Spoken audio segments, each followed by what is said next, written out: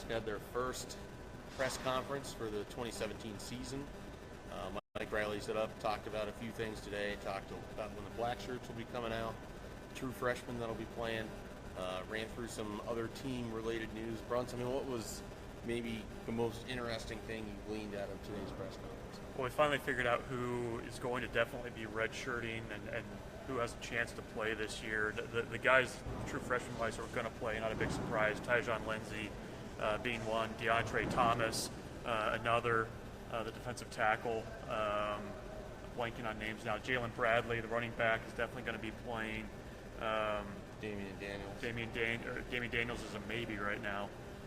Listed third on the depth chart. Yeah, and linebacker Avery Roberts is the other definite. A couple other guys kind of in that conversation. Tristan Gebbia, the plan is to redshirt him for now, but they're going to kind of keep him ready in the same way that they did Patrick O'Brien last year.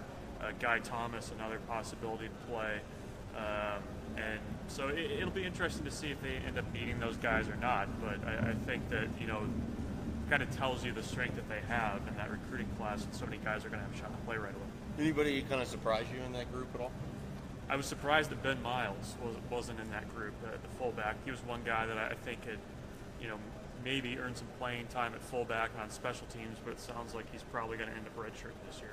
What did you kind of take away from today's press conference? I mean, I think the big thing is that Nebraska feels really good about freshman DeAndre Thomas. If you have him listed as number 2 at the nose tackle spot, and that obviously, I mean, I think that if they needed somebody right away, or long-term, Khalil Davis, Peyton, you won't have the ability to do that, but both those guys are number 2 at respective defensive end positions. It tells me they really like DeAndre Thomas, and they brought him along pretty slowly this fall camp. I mean, there was some talk that he might be headed towards a red shirt. John Perella downplayed the opportunity that the true freshman might have to play, and then they really kind of came along, and they had good weeks, second and third week of fall camp. We saw a lot of those guys in the scrimmages.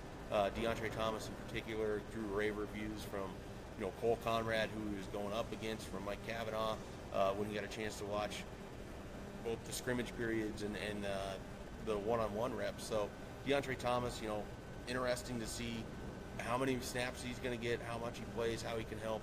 A little bit of a curveball when you're talking about a guy that's quite a bit smaller than Mick Stoltenberg, but a nice wrinkle, I think, for Nebraska's defense. I think the other kind of notable thing, still no clarity on the running back spot. You had 3. I think that's going to be a yearly. 3 guys, 2 oars, yeah. And nobody emerging yet. Mike Riley said he's not ready to say who's going to be starting there on Saturday even. Do you think they could row the boat with those oars?